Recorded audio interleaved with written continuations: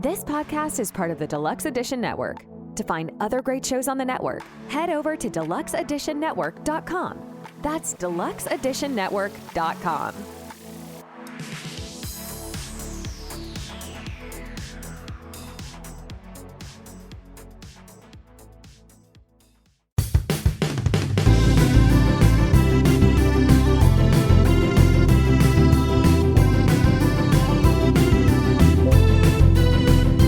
If your friends are nerdy and you are nerdy too, I want to talk to you. Friends talking nerdy. Hi, I'm Kurt Loder with an MTV News special report on a very sad day. Kurt Cobain, the leader of one of rock's most gifted and promising bands, Nirvana, is dead, and this is the story as we know it so far. Cobain's body was found in a house in Seattle on Friday morning. He was dead of an apparently self-inflicted shotgun blast to the head. Police found what is said to be a suicide note at the scene, but have not yet divulged its contents. Cobain, who was 27, had reportedly been missing for about 6 days, according to his mother. April 8th, 1994 is a day that is seared in my head. Talked about it on the show before, but that is the 30th anniversary of when I first heard the news about the passing of Kurt Cobain. We've heard about my story. Now, I know we've talked before, and you said that you don't have like the recall that I do of like it being like a moment seared in your head, but like what were your thoughts? Well, I was 20 years old at that time, and I was in college. Like, barely. I didn't think I was ever going to graduate from college. And I listened to a lot of Tori Amos. You were one of those. We never would have dated then. No. Like, I don't have a specific memory. And I really, my time with Nirvana was definitely in high school. Mm-hmm. So I had kind of outgrown them, I think, or just left them by the wayside. Lost track of them, yeah. I remember when it happened. I remember, watching MTV when it happened, and, it was very sad. I mean, we're walking through his neighborhood. We've got a beautiful view of Lake Union. Lake Washington, right? Lake Washington. Yeah, as the professor mentioned, we are making a pilgrimage to the park next door to his last home here to ultimately pay our respects. We were just fans. But being that he was a public figure and did put himself out there with his music, fans of music get emotional attachments to the musicians that did something that meant that touched their soul. Yeah. And what we want to do, I guess, is just go there. Already getting emotional. Just take our time to just pay our respects. Like, we lost him way too soon. He made a horrendously bad decision while high on drugs, What drugs was he on? Heroin? I believe the medical examiner found they had like heroin plus other like prescription narcotics in his system. So he had access to a bunch of stuff. And that's always the way with rich, famous people, is that they can get a doctor to prescribe them whatever. Like, that's what happened to Prince and Michael Jackson. I mean, that's happened in the professional wrestling industry too in the early 90s with a steroid trial that came from a doctor that was handing out drugs to wrestlers like candy, not just steroids, but all the pain medicine that they wanted. And you got to think, this is the 80s when it was probably a lot less safe than it is now, quote unquote. Right. For me, like, when I first heard the news, it was from my local newsman, and I didn't want to believe it. I mean, it shocked me. I was like lying on the couch reading, studying, my homework for school. And when he said the news, and I just couldn't believe it. And I had to go to MTV to watch it. And like on cue, it was like Kurt Loder was up with the announcement that we put at the start of this particular section of our journey here, announcing his death. And then it cut to Nirvana Unplugged, which was awake. It was really awake, listening, just sitting there experiencing that. It felt like being at a wake. I see what you're saying. I thought you meant you felt awake. No, it was like a wake you would have for like a family member or something like that. But it was the appropriate piece of music to accompany just such a sad tragedy. Like, I don't know if it would have hit if they just played one of their regular concerts, Oh, yeah. Yeah, they had performed so much. That wasn't that quite of a big deal. Yeah, but we're going down some stairs, folks, approaching Veretta Park.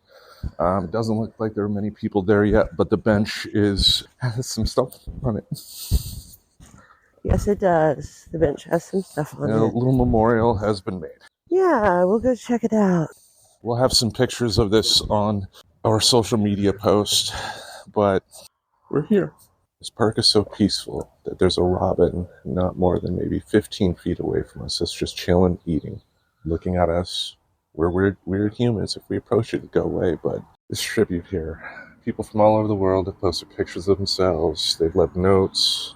We have candles burning. Yep, somebody lit the candles this morning. There's a fresh bundle of lavender. There's a fresh white camellia.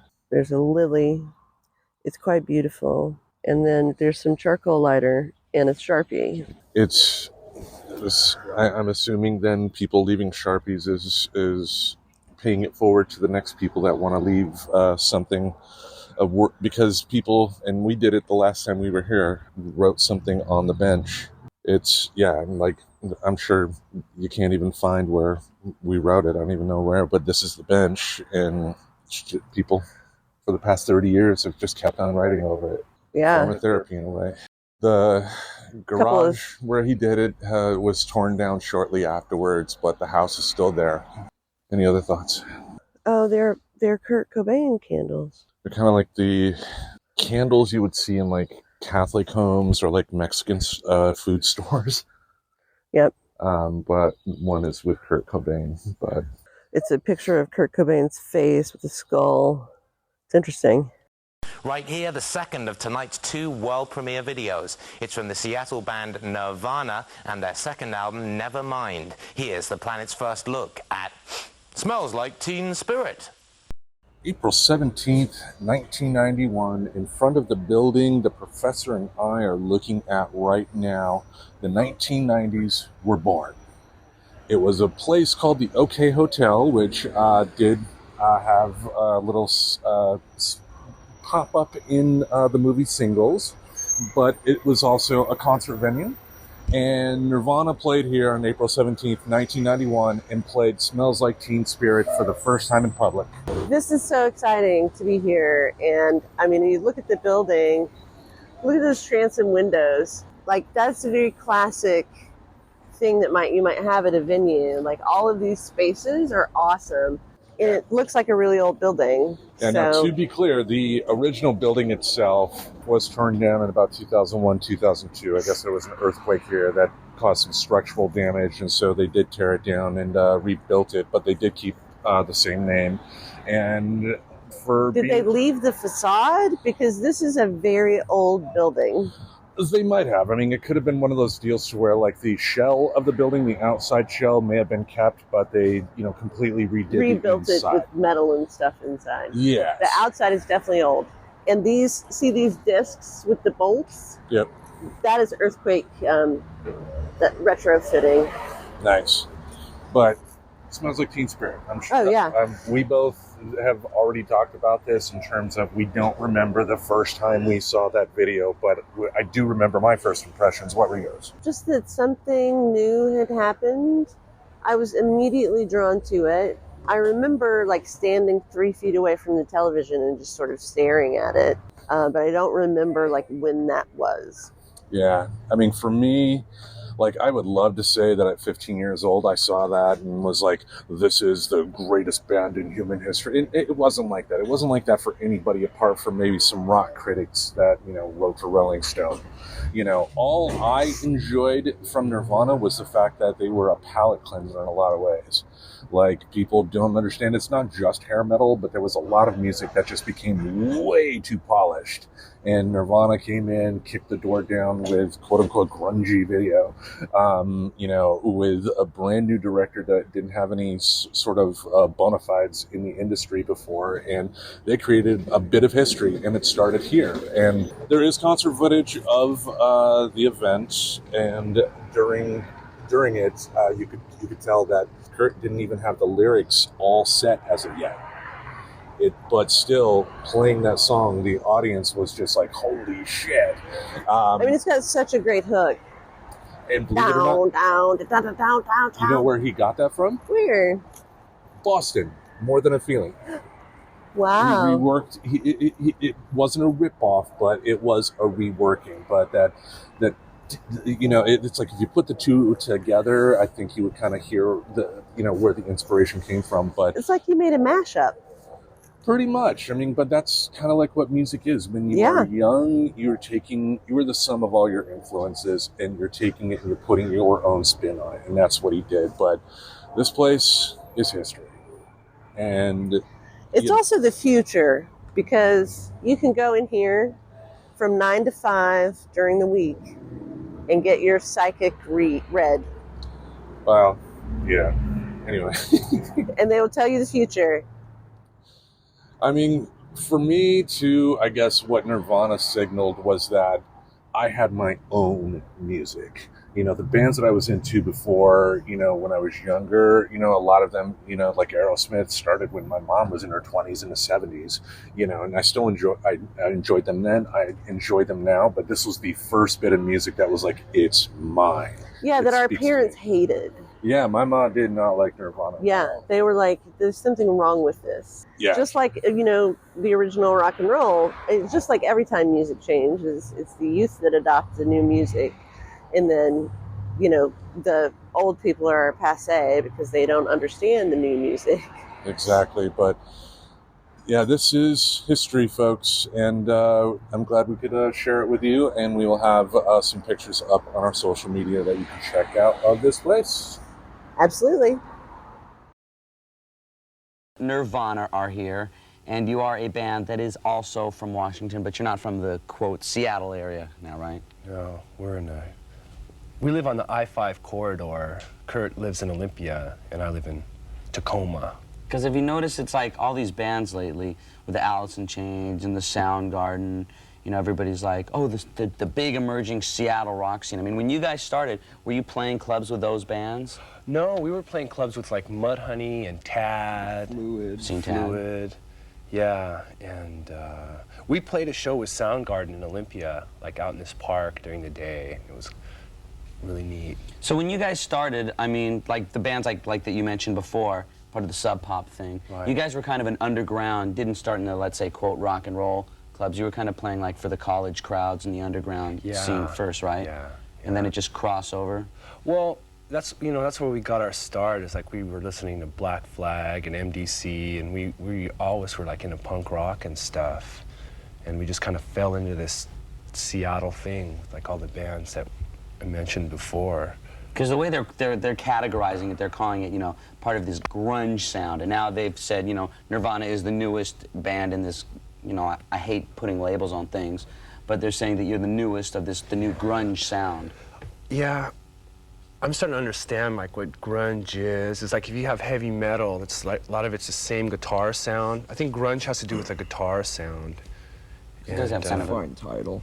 It's grunge. Like grunge is more organic guitars, like Mudhoney. They have their crazy sounding guitars, and Tad just totally growly, like a different sound. Growly. Growly, yeah. So like Tad, he's a big bear and he just growls. Like, oh, should be in a tour bus with that guy. Now we're about to play the video, which also happens to be the #5 Skull Crusher, which is a very good thing. And we'll play that, and then we'll talk about it a little bit later. Would you like to lead into it for us? It's Nirvana, Smells Like Teen Spirit. All right, we are back, folks. We did plan one additional stop along the way to a place called the Central Saloon, the place where Nirvana played their first gig in Seattle. For a number of reasons, it didn't quite work out. I think sonically, more than anything, with the level of music, volume of music they had in that place, recording there would not have been a good idea, among other things. But before we dive into our main topic there, like Nirvana live, I never had a chance to see them live myself. I know you have not either, but I have definitely seen some Nirvana performances over the years. I obviously, you've seen Unplugged in New York. I'm sure you've seen other stuff as well. Yeah. Any favorite Nirvana concert memories? Other than Unplugged? Well, unplugged as well. I mean, we'll be going a little bit deeper into specific songs, so Right. so hold that off for a few more minutes for obvious reasons. You know what we're doing here, but just yeah, Nirvana in concert. What did you like?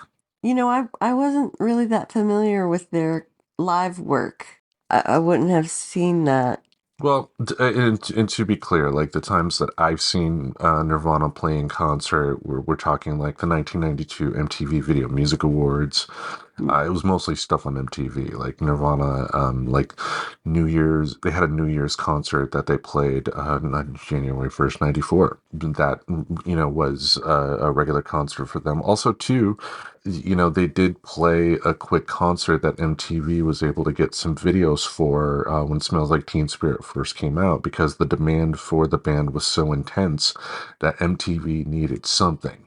Nirvana hadn't quite filmed that second video yet, which I think was "Come As You Are." It may have been "In Bloom," but that's why they had Nirvana go to New York. They filmed a little in studio concert there, and they got the video for "Territorial Pissings" from that. Really? Yeah. Yeah, but we'll go into that song a little bit later, I'm sure. But for me, I always loved the frenetic energy of the band. Plus, they were able, as a band, I guess, to have that rock star panache, for lack of a better phrase, that rock star feel on stage without really doing that much compared to a band like, let's say, Kiss.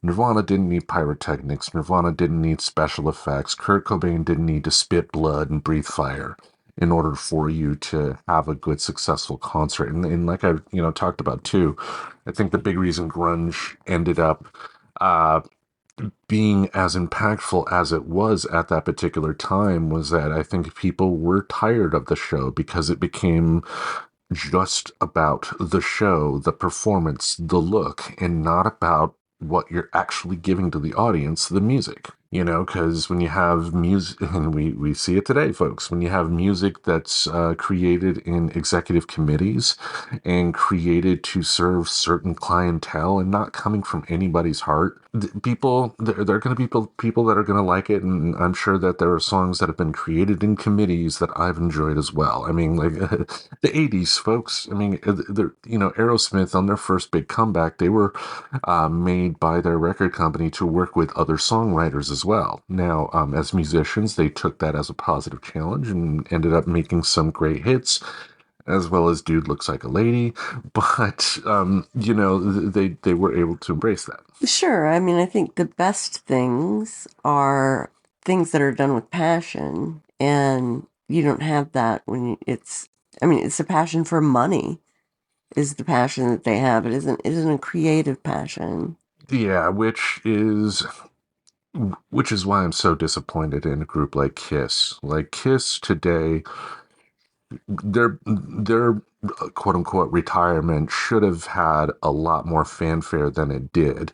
And while it did get a certain amount, like that, they lost me a long time ago because it was all about the money. They may make broad strokes in the public about we're doing it for the fans, but if you know anything about Gene Simmons, it's about the money. It's always been about the money. There is no passion. They create their music to deliver a product to their audience. And in the most simplest form, that is what the entertainment business is. But again, there has to be passion behind it. If you don't have that passion, then, you may get a temporary, group of people at one particular point in time to enjoy what you do. But that doesn't mean that music is going to stand the test of time. Right. And we see over and over again, it doesn't. Yeah. But Nirvana, on the other hand, like I said, they didn't have to do much on stage, but occasionally they would. I mean, they did make it a point on some of their shows to break their instruments on stage.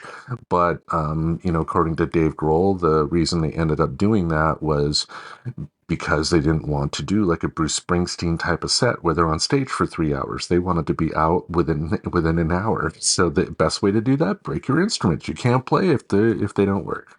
Right.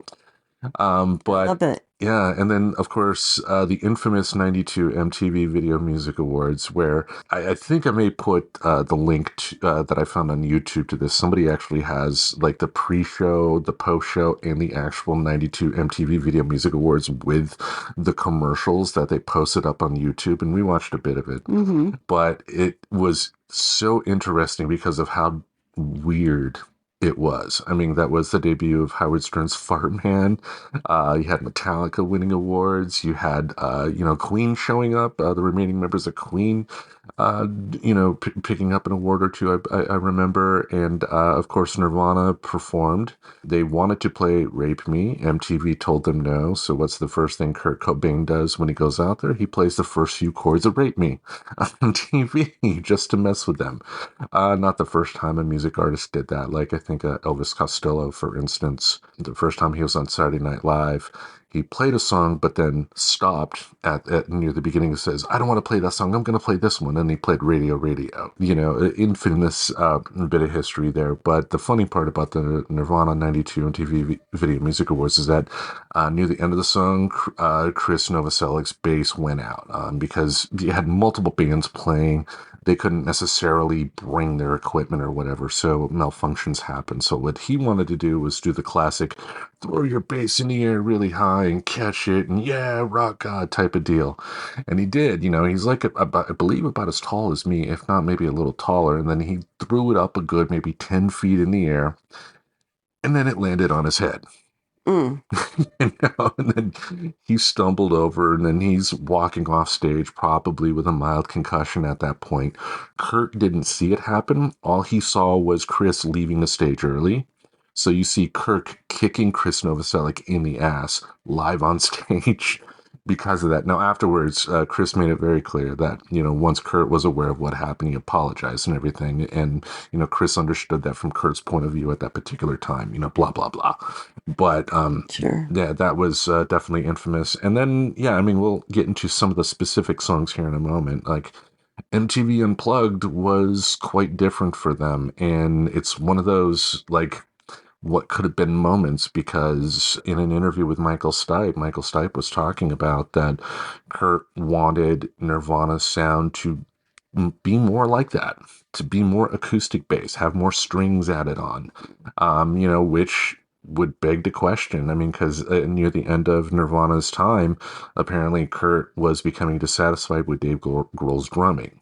Not that he thought he was a bad drummer, but I think it was more of his type of drumming is not what I really want for my sound anymore. Mm-hmm. Which is a fair assessment. And, as we've seen with Dave Grohl, like, I think he would have done okay for himself regardless, Yeah, of course. Yeah, I mean, Kurt's direction was going more towards more mellower stuff. And I think that showed just how good of a musician he was. Like, I think you've made the comment before, too, that, there's certain types of loud music that don't really translate well acoustically. Mm-hmm.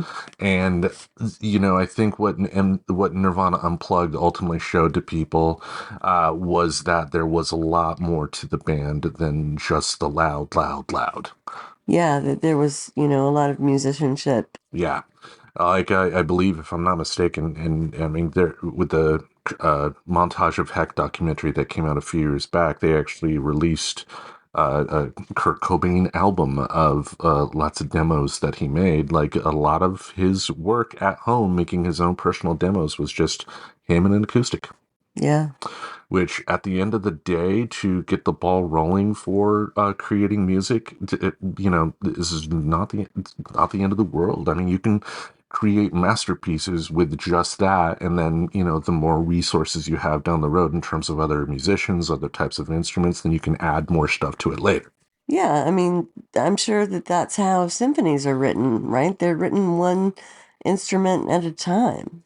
Yeah, I mean, I don't think Beethoven was like, "Da, da, da, da," and, like humming it out. And I mean, it's possible, I guess, that they could, write all the notes and whatnot. But, I don't know how symphonies are made. I know Frank Zappa actually created a couple symphonies. Yeah. Symphony pieces. He was a talented musician as well. I feel the same way you guys do. If you guys don't think, but I used to sit in this room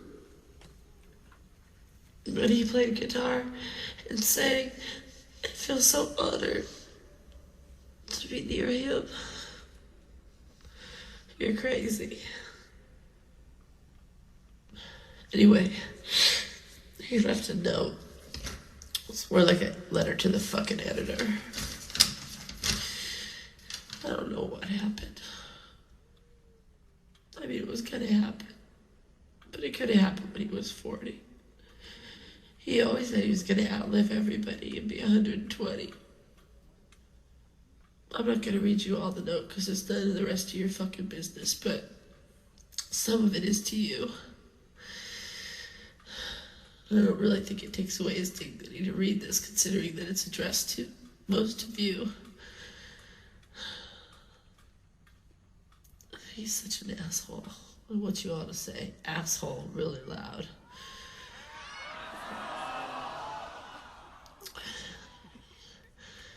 This note should be pretty easy to understand. All the warnings from the Punk Rock 101 curses over the years since my first introduction to the, shall we say, ethics involved with independence and the embracement of your community has proven to be very true. I haven't felt the excitement of listening to as well as creating music, along with really writing something for too many years now. I feel guilty beyond words about these things. For example, when we're backstage and the lights go out and the manic roar of the crowd begins, it doesn't affect me the way in which it did for Freddie Mercury, who seemed to love and relish in the love and adoration from the crowd. Well, Kurt, so fucking what? Then don't be a rock star, you asshole. Which is something I totally admire and envy. The fact is, I can't fool you, any one of you. It simply isn't fair to you or to me. The worst crime I can think of would be to pull people off by faking it, pretending as if I'm having 100% fun. No, Kurt, the worst crime I can think of is for you to just continue being a rock star when you fucking hate it and just fucking stop. Sometimes I feel as I should have a punch-in time clock before I walk out on stage. I've tried everything within my power to appreciate it, and I do. God, believe me, I do. But it's not enough. I appreciate the fact that I and we have affected and entertained a lot of people. I must be one of those narcissists who only appreciate things when they're alone. I'm too sensitive. Oh. I need to be slightly numb in order to regain the enthusiasm I once had as a child. On our last 3 tours, I've had a much better appreciation of all the people I've known personally and as fans of our music, but I still can't get out the frustration, the guilt, and the empathy I have for everybody. There's good in all of us, and I simply love people too much. So why didn't you just fucking stay? So much that it makes me feel too fucking sad. The sad, little, sensitive, unappreciative Pisces Jesus man. Oh, shut up, bastard. Why don't you just enjoy it? I don't know. Then he goes on to say personal things to me that are none of your damn business. Personal things of Francis that are none of your damn business. I have it good, very good, and I'm grateful. But since the age of 7, I've become hateful towards all humans in general, only because it seems so easy for people to get along and have empathy. Empathy. Only because I love and feel for people too much, I guess. Thank you all from the pit of my burning, nauseous stomach for your letters and concern during the last years. I'm too much of an erratic, moody person, and I don't have the passion anymore. So remember, and don't remember this because this is a fucking lie. It's better to burn out than to fade away. God, you asshole. Peace, love, empathy. Kurt Cobain. Remember, there's some more personal things that are none of your damn businesses. And just remember, this is all bullshit. But I want you to know one thing. That 80s tough love bullshit, it doesn't work. It's not real. It doesn't work. I should have let him, we all should have let him have his numbness. We should have let him have the thing that made him feel better, that made his stomach feel better. We should have let him have it instead of trying to strip away his skin. You go home and you tell your parents, don't you ever try that tough love bullshit on me, because it doesn't fucking work. That's what I think. And I'm laying in our bed, and I'm really sorry. And I feel the same way you do.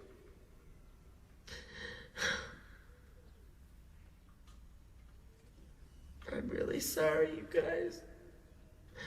I don't know what I could have done. I wish I'd have been here. And I wish I hadn't listened to other people. But I did. Every night I've been sleeping with his mother, and I wake up in the morning, I think it's him, because our body's sort of the same.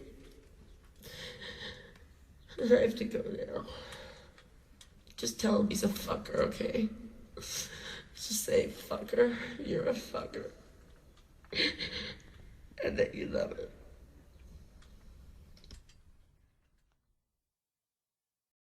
On April 10th, 1994, there was a public vigil held in a place that we are currently standing here at Seattle Center, which is kind of sandwiched in between Mopop and a few other places like the Climate Pledge Arena. I think this is where, if they had a basketball team, the basketball team would play. I think they do have a basketball team. No, they don't called anymore. the Sonics. No, they left to Oklahoma. They're the Oklahoma City Thunder now. It's quite disappointing. Yeah, money, everybody. Yeah, money. Yeah, but this... Somehow they have more money in Oklahoma City. Apparently, but this place here was where Courtney Love ended up reading to the public some of Kurt's suicide note, which she said was addressed to the fans. It was a brutally raw and honest moment. And like more than anything, like, if there's anybody that will tell you that Courtney Love has made a lot of mistakes in her life, it's Courtney Love. I think on that particular day, what she did saved a lot of lives. Really? Yeah, like I think the fact that she immediately came out and was just trying to, just remind people that he wasn't this rock god. He wasn't this image that people have, because everybody's guilty of it when it comes to musicians, that the ones that pass away all of a sudden get held in high regard when at the end of the day, they're just people. Yeah, I mean, it's okay to hold rock and roll stars in high regard, though. True. I mean, but we're talking to the point to where you think that, they walk on water type of deal. There are people that do take it a bit too far. Sure. You know what I mean? Sure. And I'm very surprised we didn't run into some of those people today.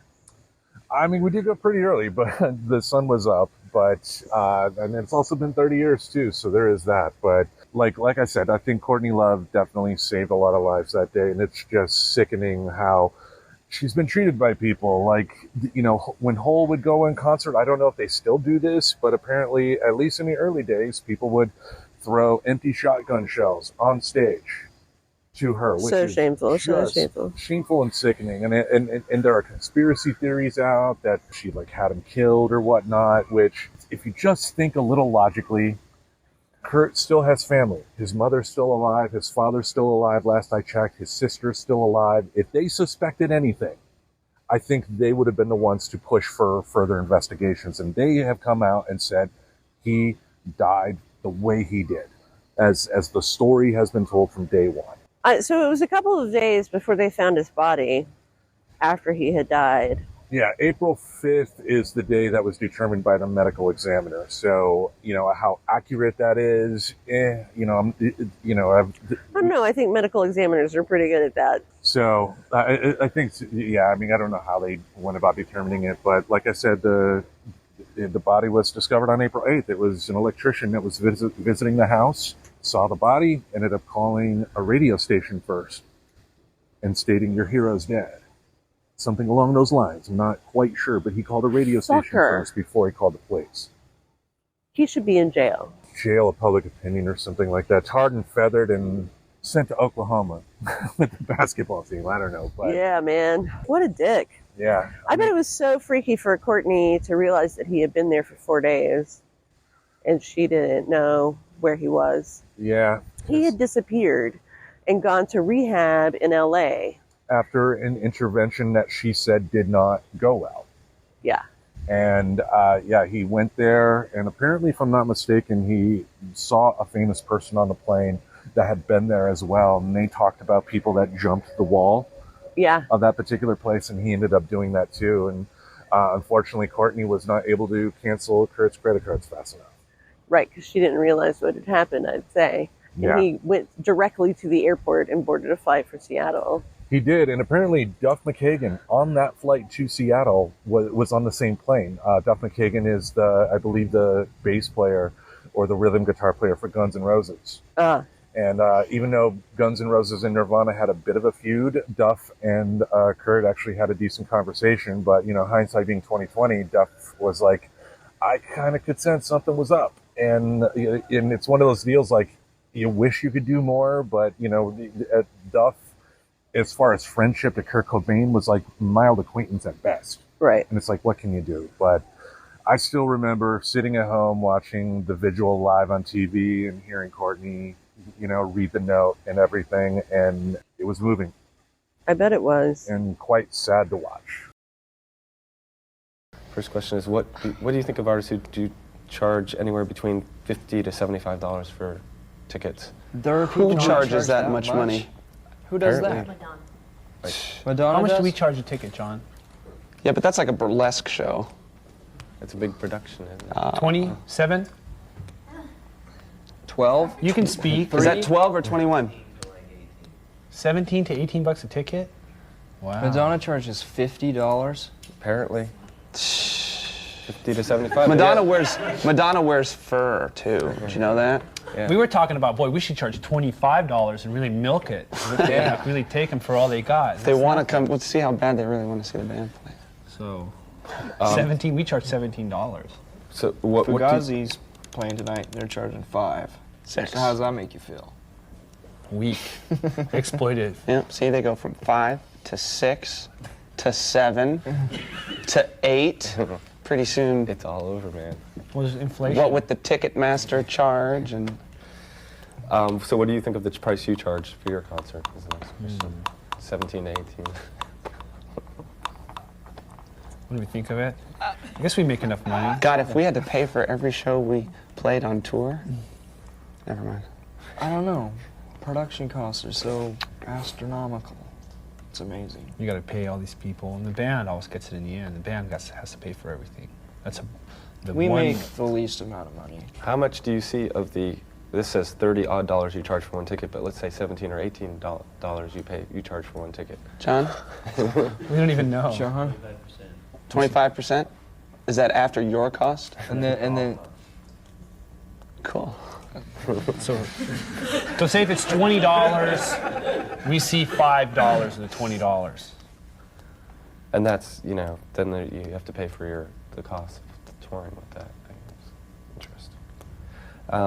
Okay, that's that. No, we make that $5. That's in our pocket clear, right? No? Yeah, 25%. You work on about 25% net. Oh, net. Oh, okay. Then you have to split it 3 ways. Right, $1.75 a piece for every show. Tax on it. For every person. So if there's 8,000 people, you made 10 grand that night. I didn't go to college. That's not bad money. 10 grand a night. Gee, that's pretty good. Let's play more shows. I never think about that. Let's go out there and play. But we're not rich or anything. Wow, that's pretty good money. I'm going to go out and buy something today. I feel guilty about it. Cheapness isn't bred me. What we wanted to do to kind of give us a main event this week on this unique episode of Remembrance is do what we normally do when a music legend passes, and that's discuss their music. And we're not going to be discussing every piece of music from Nirvana, but we're going to be discussing some tracks that, kind of speak to both of us. We're going to be adding on some tracks that listeners of the show via social media have given to us. We'll make sure to let you folks know what those particular tracks from our listeners are when we go through our list. But Professor Aubrey, do you want to start this journey of Nirvana? Absolutely. All right. The first track we're going to talk about, and we've talked about it some already, Smells Like Teen Spirit. Yep, this is the one, right? This is the one. I sang it in karaoke last week, and it was really great. It's a great song. It's a great song sonically, the way Nirvana does it. It's also a great song when people kind of flip the script and kind of do it acoustically. I know Tori Amos had a version of Smells Like Teen Spirit on one of her early albums, even though from what I understand, the people in Nirvana didn't necessarily like that. I don't know why. I do. Ooh, is it sexist? No, it's not sexist. I mean, I think Kurt Cobain was a feminist. So the reason they didn't like it, I'm sure, is that it was like whiny and weird. Okay. With the lights out, it's less dangerous. It was awful. It was awful.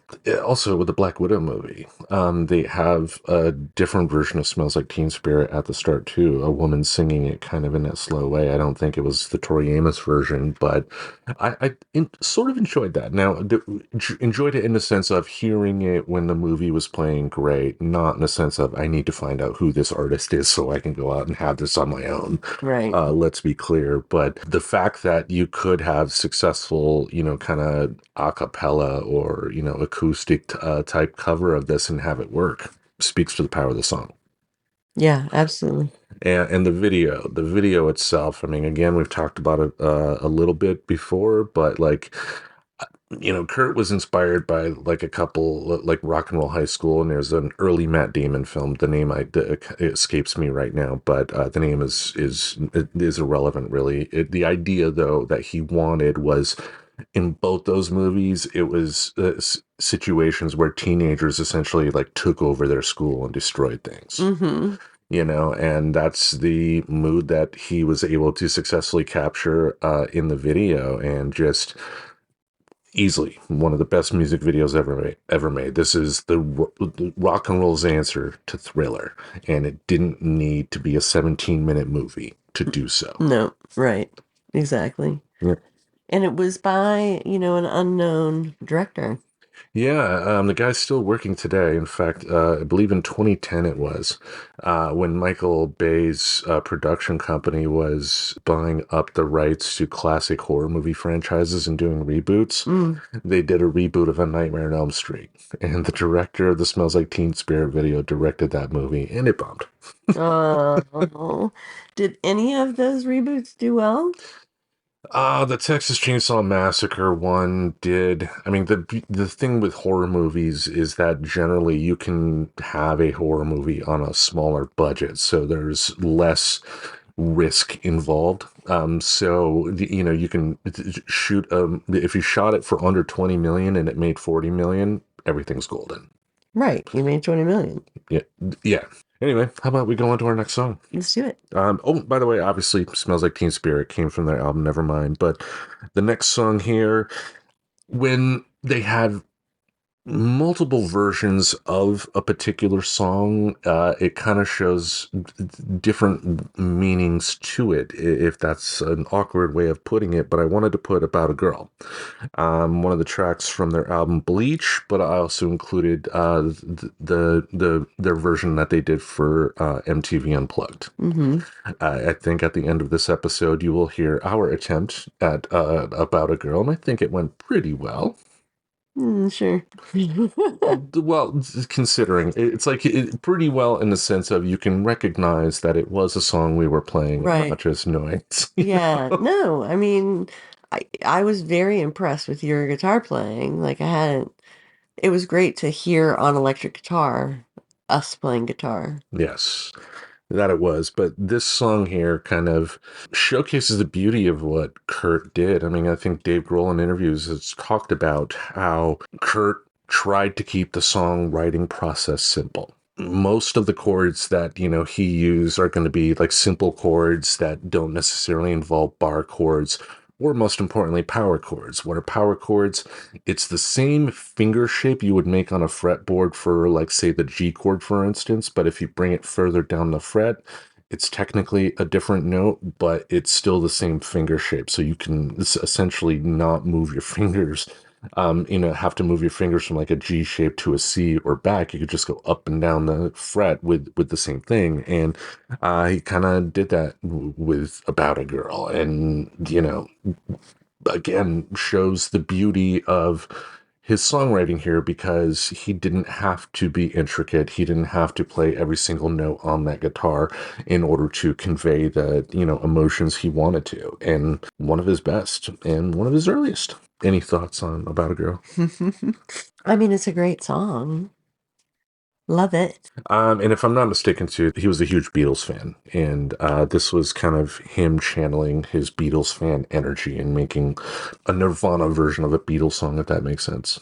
Do you think it was a Nirvana version of an early Beatles song or like an Abbey Road Beatles song? What I mean by a Nirvana version of a Beatles song, he wanted to put out, like, if he were a member of the Beatles, like something like this is what he would put out, but he wanted it to be somewhat comparable to that sound. And I know I'm just garbling up his true intentions here, folks, but he was inspired, and nothing wrong with that. No, not at all.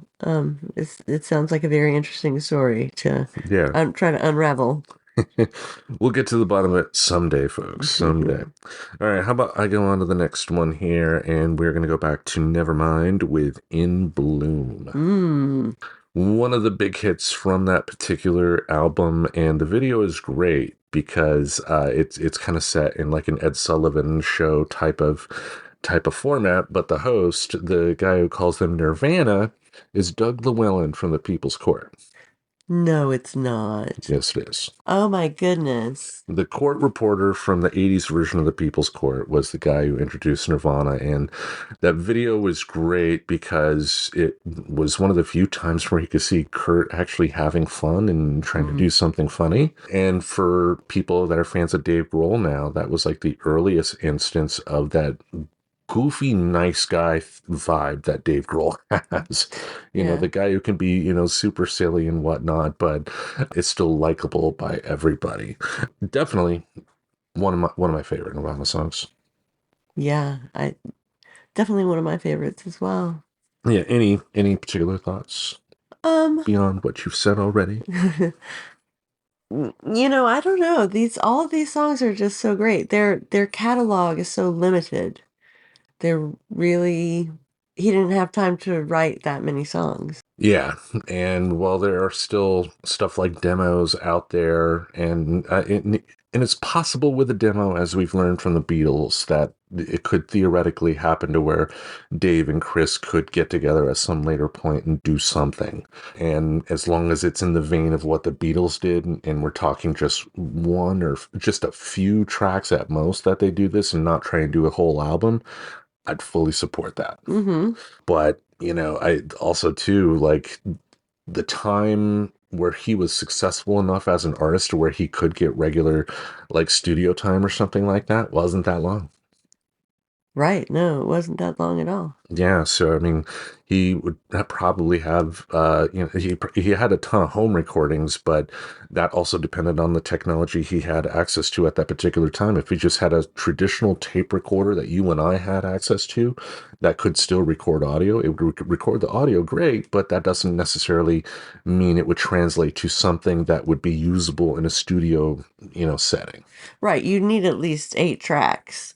Or something. And those machines, I would even think in the late 80s, early 90s weren't cheap. No.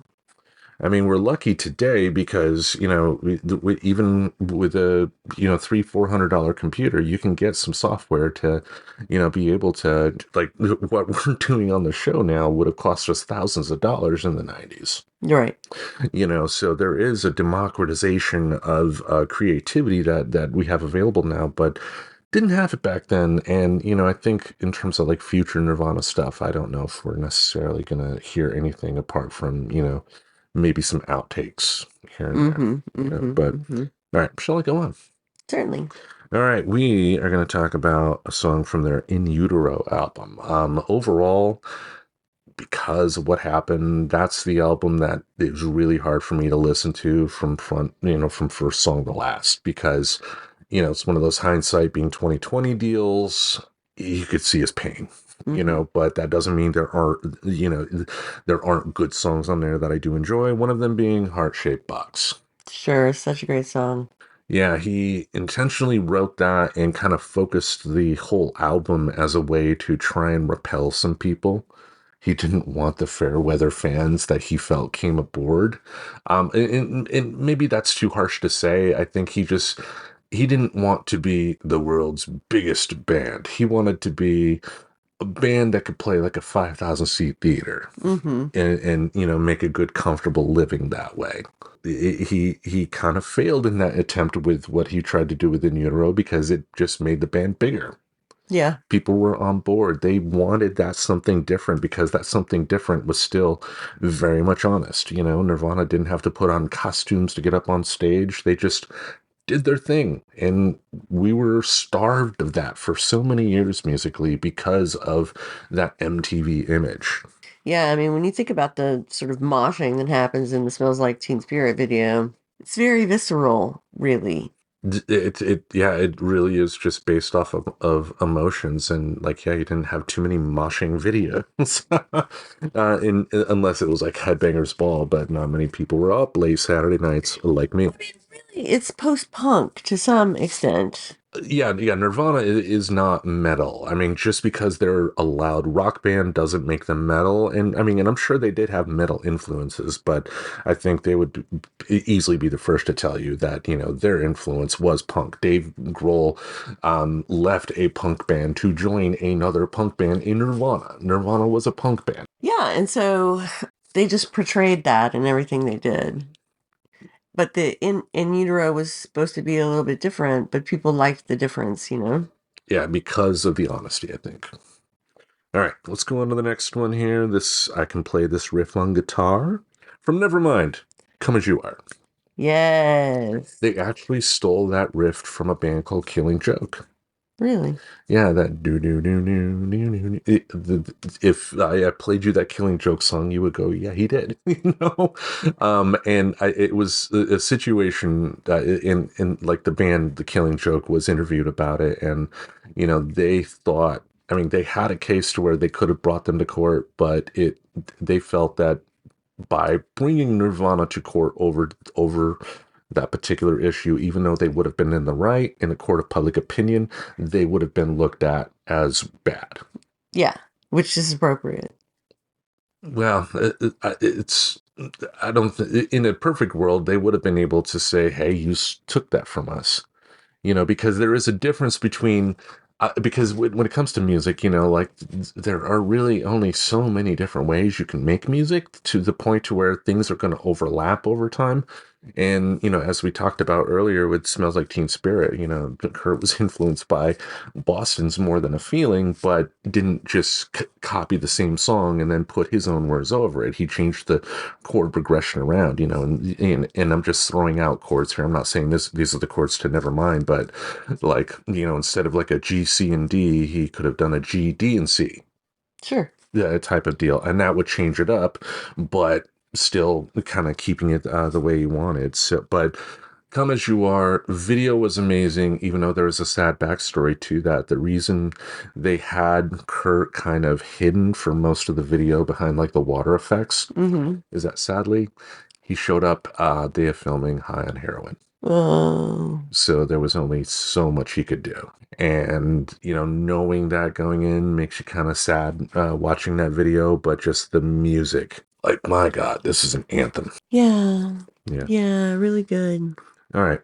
The next one here, also from Nevermind, Breed. Oh, this is a good one. Definitely agree. I love the faster paced Nirvana too. And we'll get into some more of that as we go on, but just the when Nirvana could really start speeding things up, you just could feel the emotion he wanted you to feel. He was great at making you feel the emotions he wanted you to feel. And that is kind of hard, either as a musician, as an actor, as a writer, or whatever. I mean, being able to convey your thoughts to the general public in a way that gets them to understand you.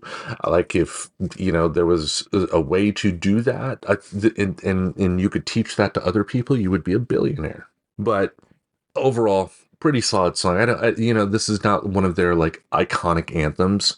So yeah, I mean, do I have much to say about it? Not really, apart from this is a song that if it's on, I'm going to crank up the volume as loud as I can tolerate. Yeah. Yeah. All right. Shall I go on to the next one? Yes, please. All right. From their album Bleach, kind of similar to Breed here, Negative Creep. Another one of those just intense songs that, I think he wanted you to feel that, that passion, also the negativity too, just to kind of work it out. And, when you're listening to that song, if that makes sense. Yeah, it does. I mean, I think it's just like anybody, your creative outlet is an emotional outlet.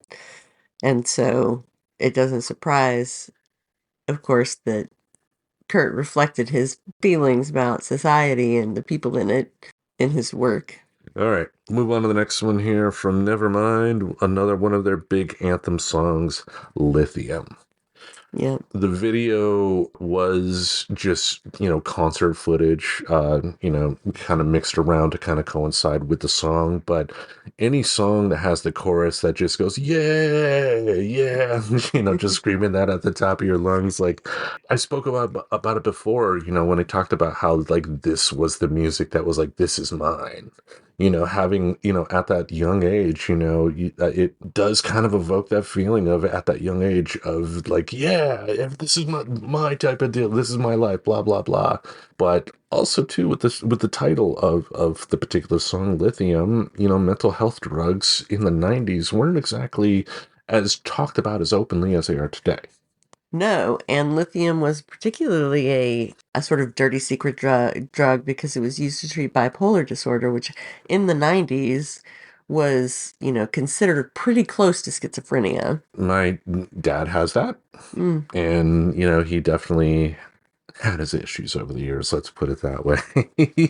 But one good thing that the whole Nirvana experience had, I think did, was kind of open the doors to people talking about certain things like mental health. And we'll get into some of the other things here momentarily about things that, they opened up discussion on. But like mental health, I am glad that they started that discussion. And, we talked about Courtney Love's reading his suicide note and everything like that. And I think that was rather brave and honestly the right thing to do. But it was kind of the start of talk in society. It was really kind of the start about openly talking about mental health issues, in my opinion. Yeah, I mean, it's interesting. I was going to school to be a social worker in the early 90s until 1997. And, I think there was so much stigma around mental health at that time. There wasn't the recognizing that people could be functional and still be suffering with a mental illness. Yeah, and the more conversations that have been had about that over the years, the more people have been open to getting the help that they need. They're not continuing on with this, I'm a man, I can deal with this, ha ha ha, type of deal. Because we saw in Kurt's case, what happens when you do that? Yeah. That is an extreme example, but maybe extreme is not even the right word here, because it is in the past and probably today, it is all too common for people to just think they can handle it themselves. And you can't at times. Yeah, I mean, I think we all have maladaptive patterns that we can fall back into. And, that's really what was going on with Kurt Cobain and Courtney Love, I think. They just didn't have any skills. Yeah. And, Courtney had her own troubled childhood that led to bad habits along the way as well. But how about we move on? Because the next song, like I mentioned, Nirvana ended up creating conversations about topics that weren't really open before. And in utero, they had the song Rape Me. And some people, when it came out, and probably some people today, weren't exactly excited by the point of view Kurt tried to take. But because he did take, I believe in this song, and as well as another song we're going to talk about momentarily, just because you take the point of view of the person committing a heinous act doesn't mean you are supporting that or giving your thumbs up to that behavior. It's like you're kind of turning a mirror on that particular thing to really show how bad it is. Do you know what I mean? Yeah, yeah. I mean, I think what creates scrutiny when you do that. Not one of their iconic songs, let's put it that way. It wasn't going to be a video on MTV type of deal. But like I said, I think Nirvana did, in a lot of ways, kind of open the door to talk about, you just don't do that to women. Like, I think there's one concert instance that, any fan of Nirvana or just any fan of a decent human being being a decent human being would love to see. And that was a Nirvana show where Kurt was playing, and then out of nowhere, he just stops and then starts yelling at a person and has security stop a person. It was a guy trying to cop a feel on a girl at a concert against her, against her will. It wasn't consensual or something like that. And he immediately put a stop to it. At a Motley Crue show, that wouldn't have happened. At a Kiss show, that wouldn't have happened. Oh, no. That song, as well as the next song here, and I chose the versions both from MTV Unplugged and Nevermind. Polly. Same situation. The first album that they hit it big with, Nevermind, they're writing a song that was inspired by a story about a young woman who was kidnapped and brutally raped, but in order to escape, she started hitting on the guy that was doing this to her. And then use that once she gained his trust to get her escape. And, similar to the Rape Me song, he took the point of view of the villain in this particular story, but by doing that, just showed how evil that villain was. Right. Polly, any thoughts on Polly? This was one I loved as a teenager for sure. It was so catchy. Yeah, and only 4 chords. Oh, yeah? Yeah, I mean, we talked about this earlier. It's the G, E minor, D, and C. Right. Yeah, which, if that pesky C chord weren't thrown in, I could play a C chord. It's just the problem is, transitioning from something like a G or a D to a C is just weird finger movements. And really? For me, it always, now the the solution, Tim, is practice, because the more you do it, the better you get, because it is really about just training your fingers to be able to do that type of stuff. And, when it comes to rock music, if I could figure out going to the C and making it be more fluid than I have it right now, I could play a lot more songs. Sure. If you got G, C, and D, you can play almost limitless amounts of songs. Yeah, I mean, I can do the C add 9, which is similar to the G, but just moving your first 2 fingers down 2 strings. But as we saw today when I was trying that at Mopop, again, it was just finger confusion, just fingers tied up in knots. Oh, the fingers don't know where to go. Exactly, but we'll go on to the next one here from Nevermind. I briefly brought this up before, but territorial pissings, like the Chris Novoselic opening up with, "Come on, people now, smile on your brother, everybody get together, try to love one another right now." That bit from, I don't think it was a Buffalo Springfield song, but one of those hippie bands from the 60s, and just kind of throwing it in their face. Like, this is probably one reason why our parents didn't necessarily like them, because they were just like, you take your old people music and this is our music type of deal. But the speed of the song, and then, finding out later the story of the song, like Kurt wrote it about an alien that comes and is just awkward and doesn't fit right in, and just a great little story, great lyrics too. But really, really fast. Any thoughts on territorial pissings? I love the name. All right, I'll move on to the next one then here, because, territorial pissings, I love the song, great song, but it's not one of their anthems, so I don't think we need to spend 40 minutes talking about it. The next one here from In Utero is one of the first songs that Kurt, Dave Grohl, and Chris Novoselic wrote together. Oh, nice. Scentless Apprentice. Never heard of it. It is on In Utero. I mean, so you've heard it, but Right. title to song, I get it. And yeah, we're not going to spend long on it, but what I love about it is Dave Grohl's opening drum kick. That was his big contribution to the song. Now, I'm gonna go a little bit into the Dave Grohl, Kurt Cobain thing because this was also around the time to where Kurt did some interviews talking about how he was really impressed by Dave Grohl's songwriting because apparently Dave Grohl had a number of songs already in the bank that he created at his home studio that ultimately went on the Foo Fighters album that he showed to Kurt. And there was actually one song, and I don't know the name of it off the top of my head, but it wasn't one of the iconic Foo Fighters songs. But there was one song that Kurt was actually interested in using in Nirvana. He just didn't have the courage to ask Dave if he could change the lyrics because, Dave created it. He wanted to be respectful. Right. So that never happened. But that would have been interesting to, possibly see some. But again, I mean, we wouldn't necessarily have known of a Foo Fighters if Kurt was still here. Let's go on to the next one here. Okay. All right. From Nevermind, we have Drain You. Love this because of the backstory. Apparently, this was inspired by a woman that Kurt used to date who straight up told him, "It is now my duty to completely drain you." The next one, also from Nevermind, Lounge Act.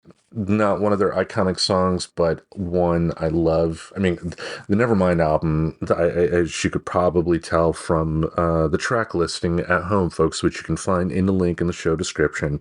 Most of Nevermind is on this playlist. Yeah. Because just most everything on there is just so good.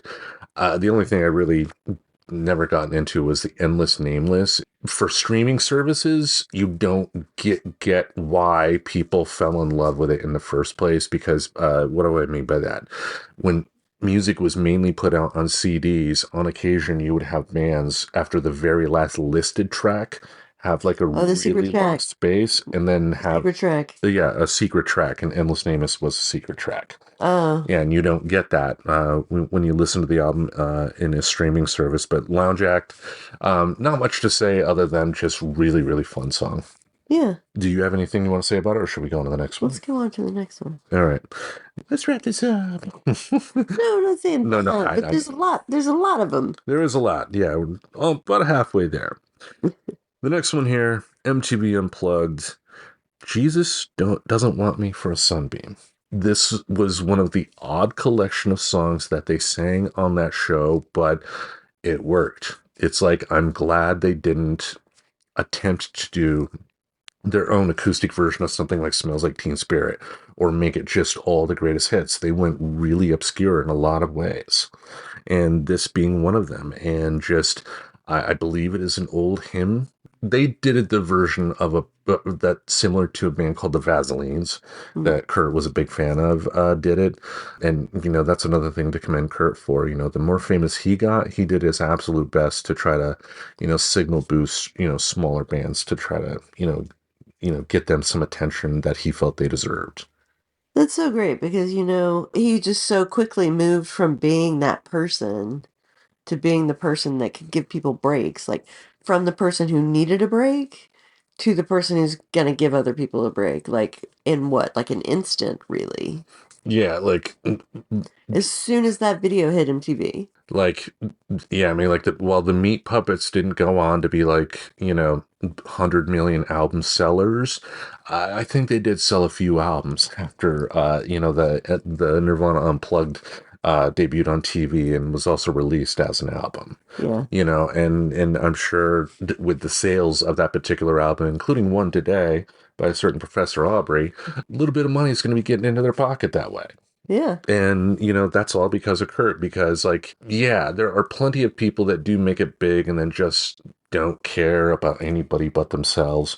But Kurt did, it was a small thing, but it was an important thing. He was able to give back.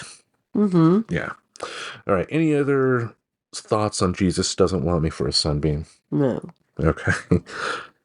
Next one here from Nevermind, Stay Away. Yeah, it's Not one of their iconic anthems, but it again just shows why Nevermind is just overall a great album. I mean, just perfectly plays, sonically sounds great. Not much to say really. But Well, Dave Grohl's drumming is very good in it. Mm-hmm. Very fast. It's a very up-tempo song. Speaking of that, I mean, I think there should be an argument if you have a list of like top 10 greatest drummers in rock history. I think Dave Grohl needs to be on that list. Now, where on that list is going to be debatable. I don't think he necessarily needs to be number one, but I think he deserves a spot in the top 10. Sure. Like his sound. He's funny. He's funny. He's goofy. And also, 10 years to the day that Nevermind was released, another band that Dave Grohl was the drummer for released their debut album. Who is this? Foo Fighters? Tenacious D. Tenacious D, y'all. That's right. Dave Grohl is the devil in the tribute song. Yep, and any bit of music that Tenacious D has put out on, for the public that has a drummer on it, it's Dave Grohl. I know, it's so great. It's amazing. Yep. He's so good, and you can just go back and watch the old episodes, and they're so funny, and he was obviously having such a great time. And I mean, Dave Grohl overall is just a really nice guy. Like, I think the most moving thing he ever did was when his drummer for Foo Fighters, Taylor Hawkins, sadly passed away early. He had a couple of benefit concerts, in honor of him that, he invited musicians like Wolfgang Van Halen, who started off as the bass player for the David Lee Roth reunion era of Van Halen, but has branched off into his own music. And Wolfgang Van Halen ended up playing a couple of his father's songs, something he said he would never do, and that was awesome to see. But I think the thing that got me crying when I saw that, and Dave had a big old smile on his face when he saw it, was he brought Taylor Hawkins' 15-year-old son to play drums on My Hero. Oh, wow. And yeah, just like one of the kindest people in rock, I don't know how much that's saying, but I agree. Yeah. All right. Go on to the next one here, and this is from Nevermind, On a Plane. I love this one. Yeah. I love the whininess of it. Yeah, and it's also kind of the mixture of the fast and the slow. I didn't necessarily care for their take of this song on Unplugged, which is why I did not add that to this list. But I love how fast it is for the most part, and then it just ends with the vocals, the background vocals at the end, just beautiful there. But I will bring this up too. Like, one band that wasn't really happy with Nirvana was a band called the Pixies. Oh, really? Even though Kurt it was a self-proclaimed fan of the Pixies and utilized their soft, loud, soft type of format, but the group, the Pixies, weren't necessarily big fans of that either. I don't necessarily know why, but because it's like I don't, from like what I've heard from the Pixies and what I've heard from Nirvana, it's not like I think Kurt Cobain like stole anything from them, but it might be like the same reasoning why like Kevin Smith got into a huff over Judd Apatow films. Like, Judd Apatow made Kevin Smith films, but just better. Yeah. Which, yeah, Pixies fans out there, come at me. I love the Pixies. Would you, as a fan of both the Pixies and Nirvana, do you see the Pixies' influence on Nirvana? Oh, absolutely. Okay. Absolutely. Now, do you think the Pixies, the band, the fact that they're not happy with Nirvana, do you think that's just professional jealousy, or do you think that they may have something in an actual beef? Well, don't answer that, because that's hard to know without doing research, and a lot of times, band issues, you don't know all the story, because if they hung around the same circles, forget that. Right, exactly. All right, let's go on to the next one. Okay. From MTV Unplugged, this is another cover song, but the song that this is the song that made me become a fan of David Bowie, the man who sold the world. Oh, wow, yeah. I mean, I had been aware of Bowie before. It was first around I really became aware of him around Tin Machine, because that was around the time that he said that, I'm no longer going to play my previous hits. I'm only going to play stuff from my new album. And I really respected that. I mean, granted, Bowie ended up going back on that, and I even celebrated that as well. But I did love and respect seeing an artist kind of say, I'm here to give you new music, not a greatest hits tour. Right. But the You main... got those recordings, you can listen to them as much as you want. Exactly. But The Man Who Sold the World is quite an odd song. Yeah, I mean, the song, the cover that Nirvana did was quite faithful to the original. Just like David Bowie himself came out later and said that, Nirvana made him really come to appreciate this song. Because, with the amount of good stuff that Bowie's put out over the years, you can understand that one kind of obscure album at the start of his career may have slipped his mind. But, pulling this one out of the hat was just absolutely perfect. It sounded like Nirvana, but it was still very much Bowie, too. Yeah, it definitely was true to the original, I thought. The fact, too, that, Nirvana were students of music. If you listen to musicians that are students of music, you will generally come out better in the long run, because I would even put someone like Snoop Dogg as a student of music because of how much he's kind of branched out into other areas as well. Yeah. Yeah, he's not the one that, I make hip hop, so I'm only going to listen to hip hop, or I make rock and I'm only going to listen to rock, And he's made, he's done a country song or two. Yeah. If you haven't heard it yet, Willie Nelson and Snoop Dogg, along with Chris Christopherson, did a song together, "Roll Me Up and Smoke Me." Yeah, it's so good. It's funny, but it's not a comedy song, and it is it up there with Willie's best? Probably not, but he's released so many albums that you don't want to go into that. Did Willie write it? I don't know if he wrote it, but yeah. Anyway, any other thoughts on The Man Who Sold the World? No, just a great song. It would definitely be on my list as well. Okay. The next song here, I chose the version from both In Utero and from MTV Unplugged, and this is one of the few songs that his daughter, Frances Cobain, says that she likes. Everybody's entitled to like the music that they like, and yeah, I can understand a 30-year-old woman not liking the music of her parents. Like, as a 30-year-old person myself, I didn't necessarily like the music of my parents. Their musical tastes. It's not that my parents made music, but you get my point, folks. But Dumb, what a great song. Yeah. And it shows this is insecurity in song form.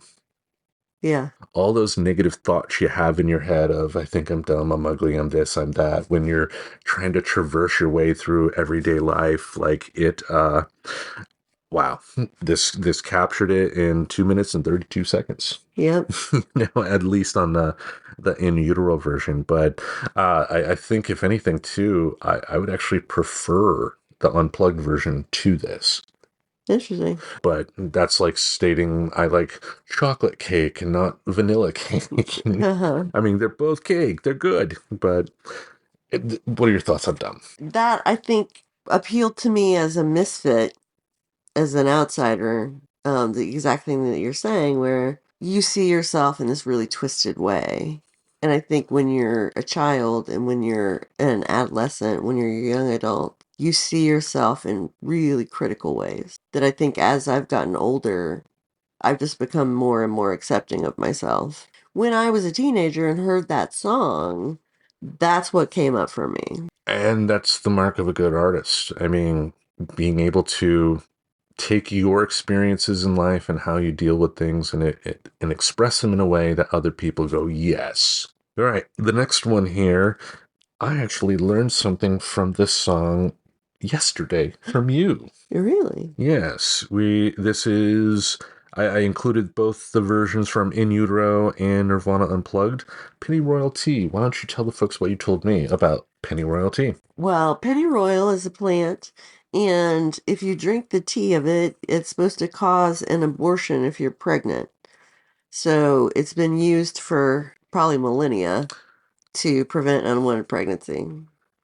Yeah, so if you happen to be in the South listening to this right now, pennyroyal is available wherever they sell plants. Yeah, so I mean, this is a really good song too. Like, I've always known that about Penny Royalty, like before I heard the song. But the lyrics to the song are perfect for what Penny Royalty is about. And it has a more mournful kind of bent to it. And like, yeah, not knowing the origin of what penny royalty is, I still got the message. Like, because, I am taking out the thing inside of me could be interpreted as, like he has this darkness in him. He wants to get rid of it, and yeah, I mean, like, but knowing the penny royalty thing, that's another thing about another thing that Nirvana was very upfront about, women's rights, like a big show they did in Portland, in their early days of fame, was, I guess there was a measure in Portland that was going to put restrictions on abortion or something like that. Oh, wow. And they had a benefit concert that they played at. That's awesome. Yeah, so Where was that? I don't know the location. I would have to look that up. But it's out there, folks. I swear. But definitely a classic. I would say among the two versions of the song, I do prefer the unplugged version better because I think, the in utero one is great. I think sometimes not all songs need electric guitar, and the penny royalty on the album version used the electric guitar a little too much. It got a little loud when it didn't need to be. Gotcha. That's me nitpicking, folks. It's a great song. Any other thoughts on penny royalty? I just like it. Okay. Go on to the next one here. It's another double take. Both the In Utero and MTV Unplugged tracks, all apologies. So good. I mean, and I've talked before about how, as someone who's gone through a bad marriage myself, especially the album version from In Utero, the married, buried line, I think anybody that has been in a bad marriage could relate to the emotions he was conveying. And I, say that in a way with full understanding that it takes two people to create a divorce, So but just that it really encapsulated that feeling because, like, you want to keep it together. You remember the good times that got you together, but just more and more stuff is happening that makes you feel buried. And, you're buried. That's the thing, too. I think it talked about, to me, it talks about how I think if I had to interpret it, like he was getting in his marriage to one Miss Courtney Love, he was getting to the point where he felt that he was hiding himself more than he should, and hence the buried part of the line. And, if someone does feel that they are being smothered in a relationship, that can make you feel that way. And just the fact that he was able to capture that in song form, like, it's beautiful. It's sad, but it's beautiful that you can experience that and then see that, hey, someone else went through this too. Yeah, it's very empathetic. And I think Kurt Cobain was a very empathetic person. Shall I go into the next one here? Yeah. Apart from the secret track, this was the last official track on Nevermind, Something in the Way. By that contented sigh, I take it you really enjoyed the song. I love the song. Yeah. There's a great show that you can catch on like a Freevee or Amazon Prime called Classic Albums. That will, as the name implies, dive deep into the creation of classic albums. And if you watch the one on Nevermind, Butch Vig talks about how this song came to be. And, Nirvana was in a studio trying to capture it, but it wasn't quite right. And then at one point, Kurt was like, it just needs to sound like this. And he went, it was in like the room where they had the mixing board and all that stuff, but there was a couch. And he laid down on the couch, grabbed his guitar, and just started strumming and singing like he did on the album. But it was really soft and really quiet. And Butch Vig was like, stop, I got to get some microphones. He got some microphones and recorded it. And, one hell of a beautiful song there. And it was prominently featured in The Batman, a movie that came out a couple years ago with Robert Pattinson as Bruce Wayne. Really? Yeah. In fact, the director of the film and Robert Pattinson himself, he kind of Robert Pattinson patterned his version of Bruce Wayne a little bit on Kurt Cobain. Really? Yeah, I have not seen that film yet. Yeah, Colin Farrell plays the Penguin. Oh, interesting. Yeah, but not much more really to say on that particular one, other than the fact that like it's haunting. Like, is it one I'm actively going to search out and listen to? No, but Oh, I am. well, there you go. I mean, the professor is, but every time I listen to Nevermind, I gotta listen to it from first track to last, and so yeah, I'm gonna come across it at some point. Yeah. All right, the next one here is from a unique album that they released in between Nevermind and In Utero called Incesticide. Yeah, it was a collection of like B tracks or just other stuff that hadn't been officially released yet, and it was a co-production between Sub Pop and DGC. Yeah, so what I liked here is the song Sliver. And it is a song about childhood. It's a song about how he remembers his parents bringing him to his grandma's house because they wanted to go on a date, and him as a kid didn't want that. And like the chorus of the song is "Grandma, take me home, Grandma, take me home, Grandma, take me home," like that.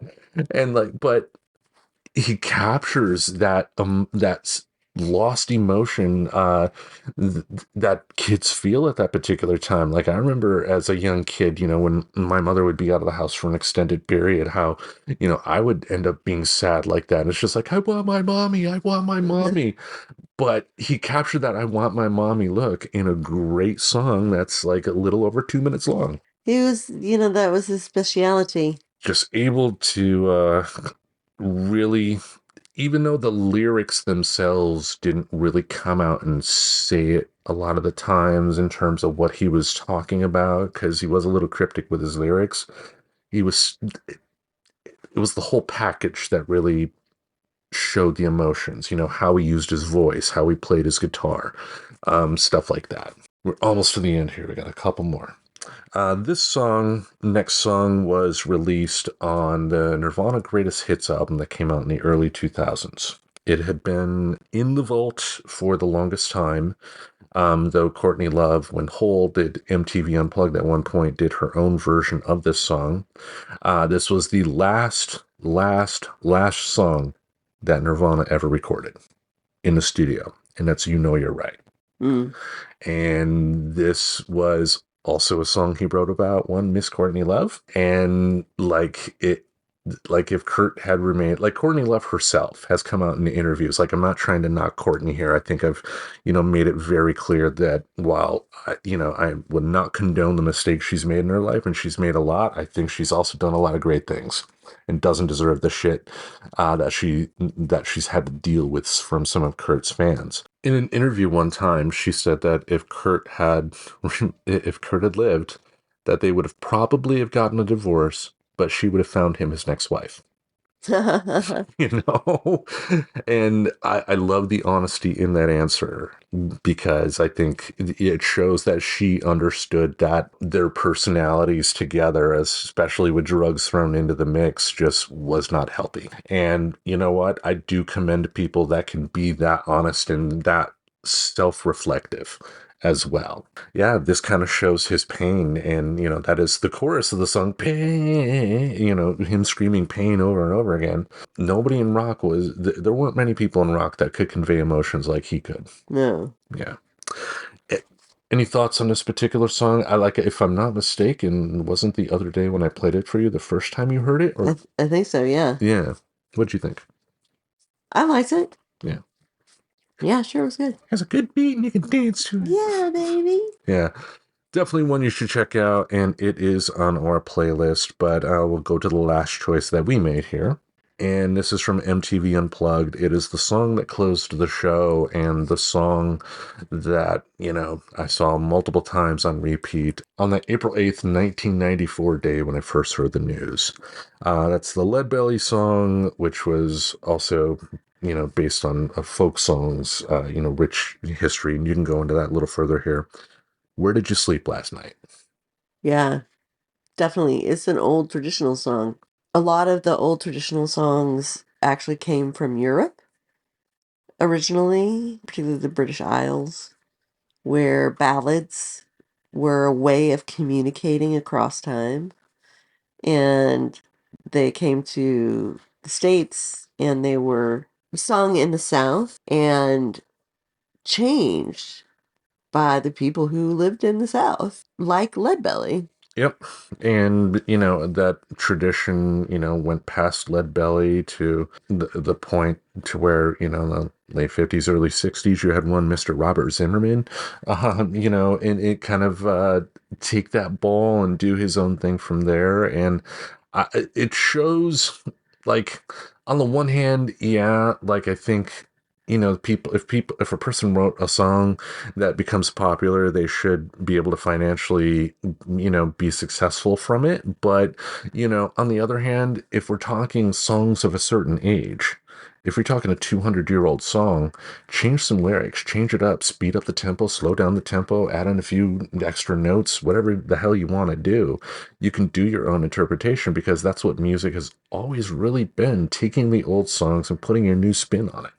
Yeah. All right, that was our list. Now, we did put it out to our folks on social media if they had any particular songs they wanted to add to the list as well, and I said I would make them podcast famous. Nice. If I did that. So we don't have a long list here, and, being that we've already talked about most of these songs, we're not going to go too in depth here. But one Instagram user, I don't know personally, but it's Goy SGP, said Heart-Shaped Box.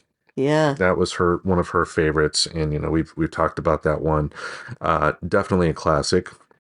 Casey Shearer, the head honcho of the Deluxe Edition Network, tossed in Bloom. Nice. AJ Sanchez, longtime friend of the show, suggested All Apologies. Also, the Spoil My Movie podcast, one of our fellow brethren in the Deluxe Edition Network.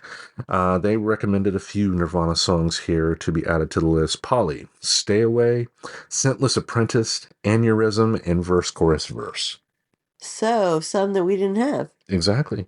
Interesting. Yes, so we will have, for the Spoil My Movie folks, we will have the link to their show on the show description there, but, we also have a link in our Linktree anyway to go to the Deluxe Edition website. Spoil My Movie, great podcast, definitely recommend you all listen to it, because it's on the Deluxe Edition Network. It is on the den.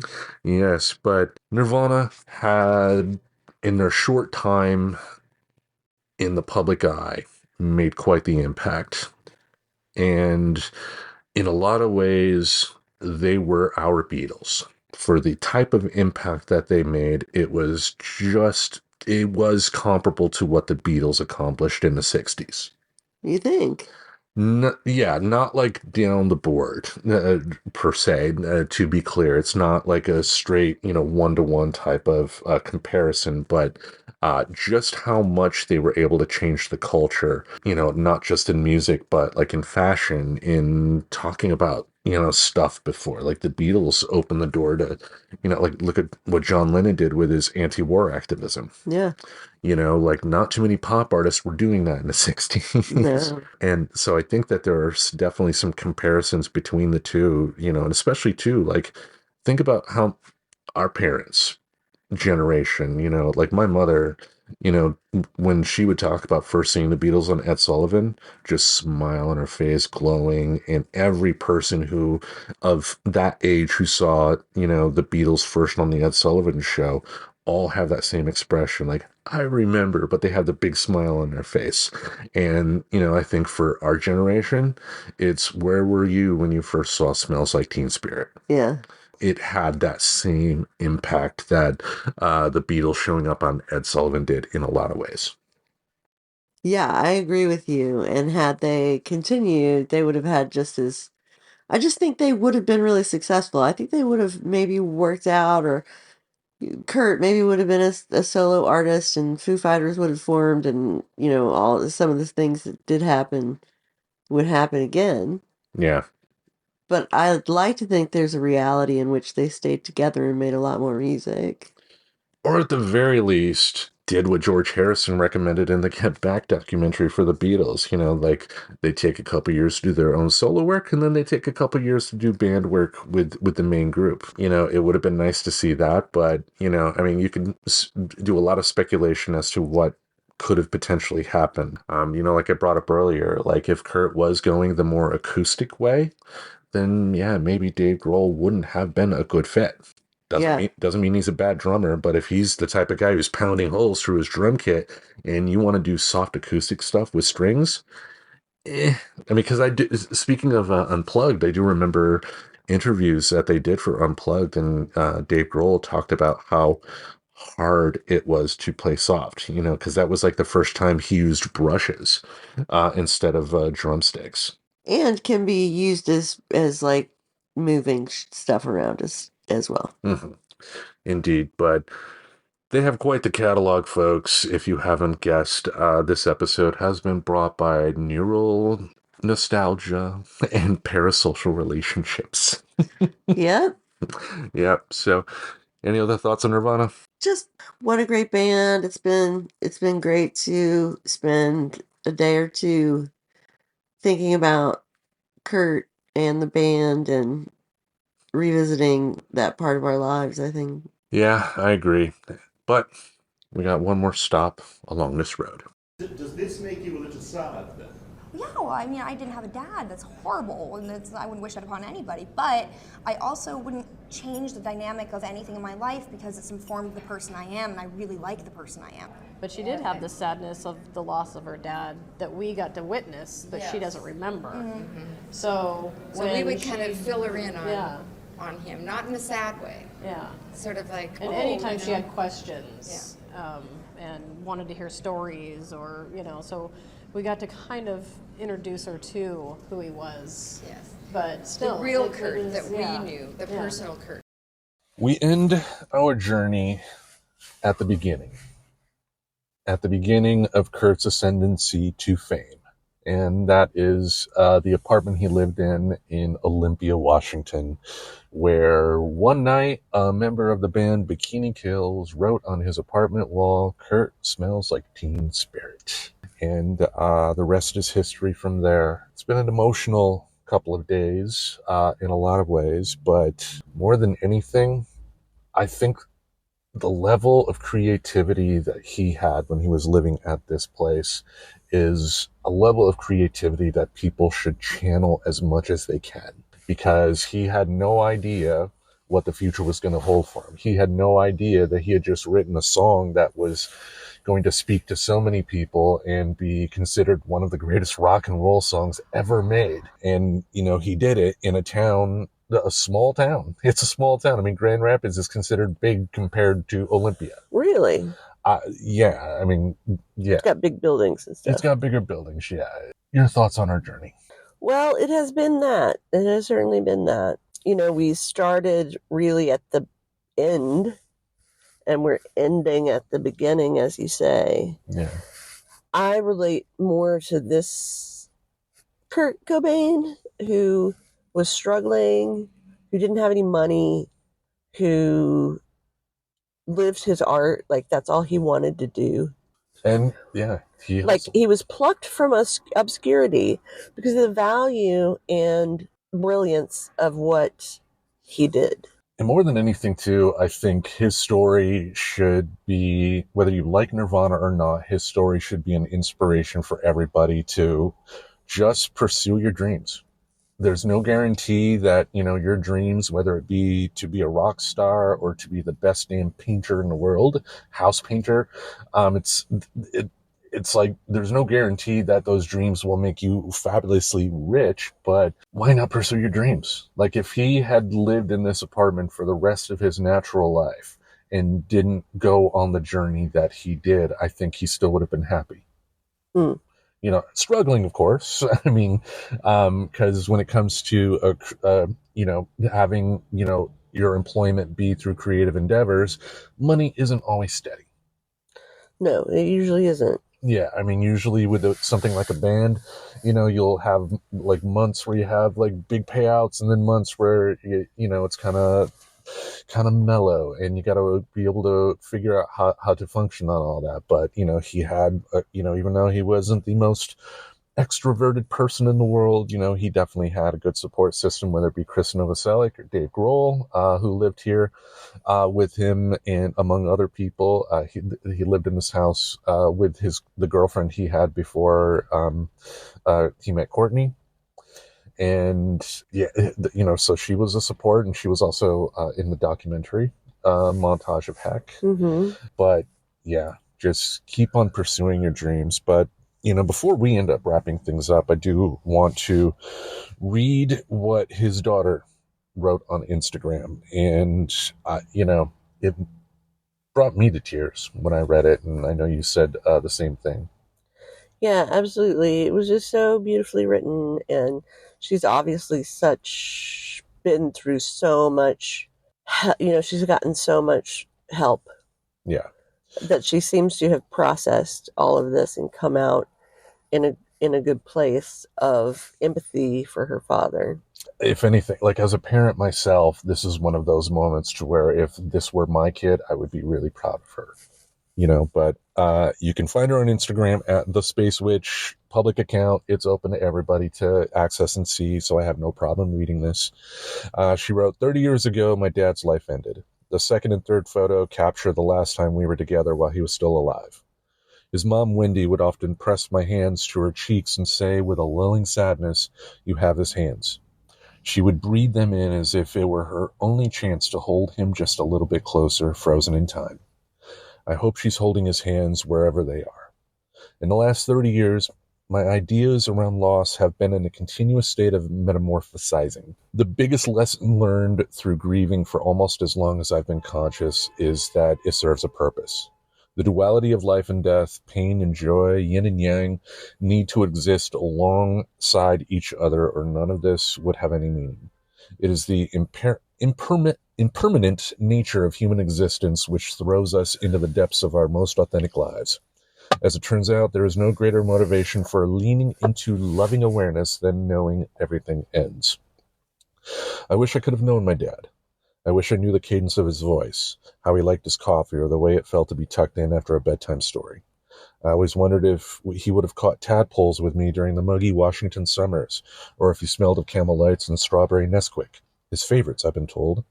But there is also a deep wisdom being on an expedited path to understanding how precious life is. He gifted me a lesson in death that can only come through the lived experience of losing someone. It's the gift of knowing for certain when we love ourselves and those around us with compassion, with openness, with grace, the more meaningful our time here inherently becomes.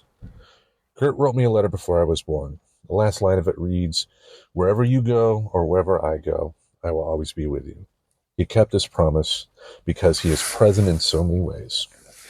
Whether it's by hearing a song or through the hands we share, in those moments I get to spend a little time with my dad, and he feels transcendent.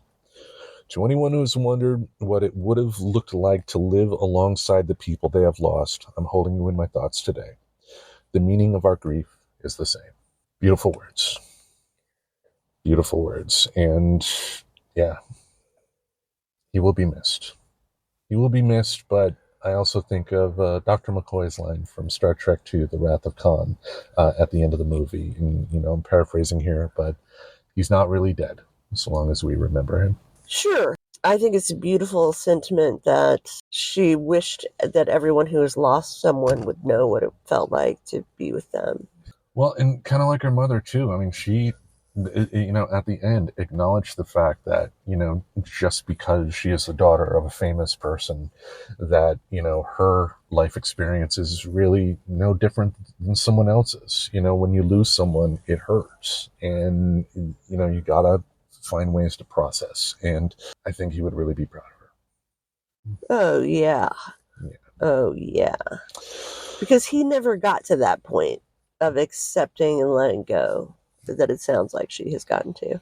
More than anything, folks, as we wrap things up here, if you are struggling with depression yourself, if you're struggling with thoughts of self-harm, by all means, please get help. There is help out there for you. If you go to our show description, you will see a link to the National Suicide Prevention Hotline. Just reach out to somebody, because at the end of the day, you're not alone. You're just not alone. No. And I mean, if you think about it, ending your life to deal with a problem that you have today is never a good idea, right? A permanent solution to a temporary problem is not what we're looking for. Yeah. We want to figure out how to live through things and learn from them.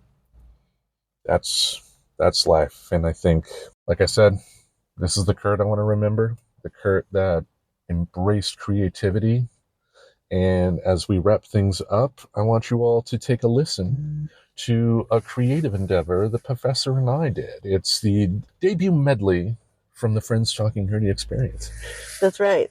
Yes. That's what we're called, the experience. That's right. So thank you all for listening to this very special episode, and just join us next week for our regular shenanigans. All right, it's going. Thank you very much. You get a Cadillac, baby. 1, 2, 1, 2, 3, 4.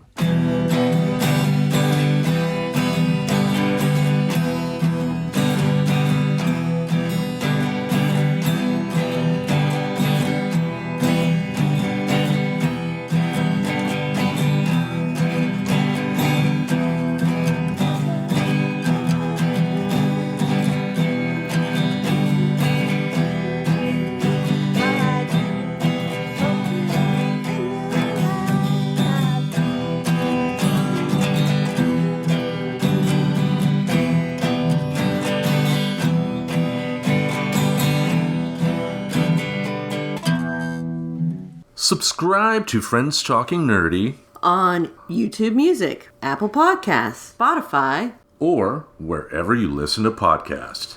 Goodbye, darling.